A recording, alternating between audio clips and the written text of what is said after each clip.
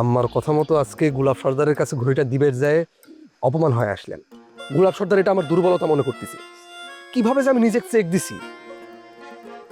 না, গোলাপ সর্দার লোকটার ব্যবহার খুব খারাপ, খুব ভাবলে কথা কয়।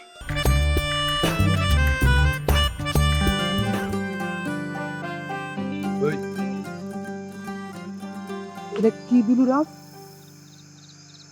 তুই কি চোখে দেখিস না নাকি ঘড়িটাও চিনতেছ না? আমি চোখেও ঠিকঠাক দেখি, আবার এটা যে ঘড়ি সেটাও দেখতেছি।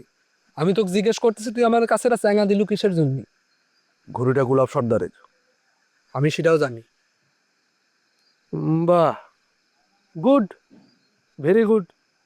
এই জন্যই তোকে আমি দায়িত্বটা দিছি, ঘড়িটা যায় গোলাপ সর্দারের ফেরত দিয়ে আসবো। আমি পারবো না ভাই, নে ঘড়িলে, তুই আমাকে ক্ষমা করে দে, আমি এ কাম করে পারবো না। তুই আমার কাছে মাপ চাচ্ছ কিসের জন্য?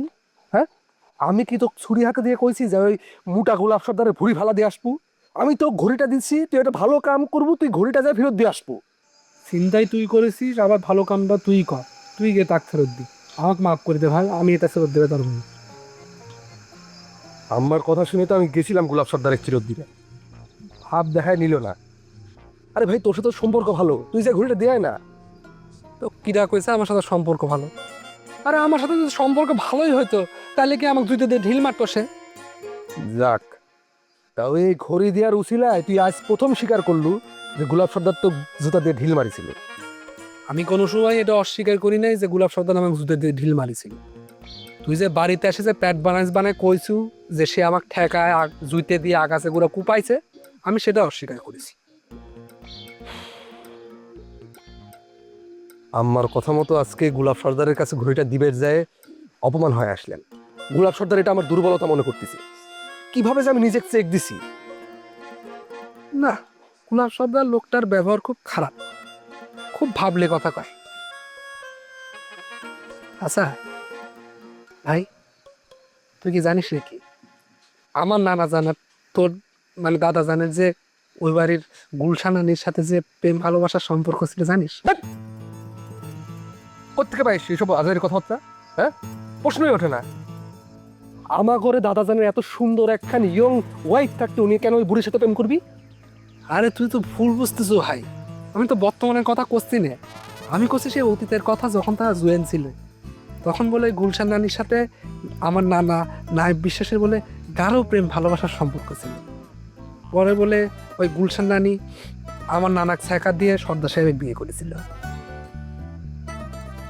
তা অবশ্য হবেরই পারে, কিন্তু সেটাই কিন্তু আমার ঘরে দাদা জানের খুব লাভ হয়েছে। দুইখান বিয়ে করবে পারিছে, আবার এখন তার সুন্দরী একদম নায়িকার মতো ইয়ং একখান উইপ তার। হ্যাঁ, আর ওই গুলশানের চেহারা তো খুব খারাপ, ফ্যাট হয়ে গেছে, এখন বুড়ে হয়ে গেছে। আর তো খুব দজ্জাল মহিলা, মানে ওর সাওয়ালগুলো তো ওর মতনই হয়েছে। গোলাপ তো পুরাই ওর মার কপি হয়েছে। পাগল ছাগলের।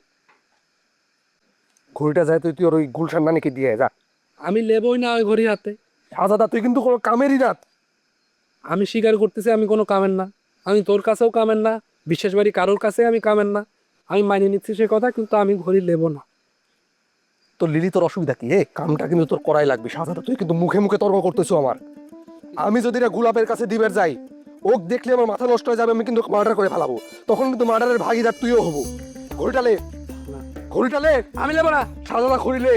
খুব খারাপ হয়ে যাচ্ছে কিন্তু তোর সাথে। আমি লেবো না। তুই এত তর্ক করতেছিস কেন? তোকে আমি লেবো না কিন্তু ঘড়িটা। দিতে হবি।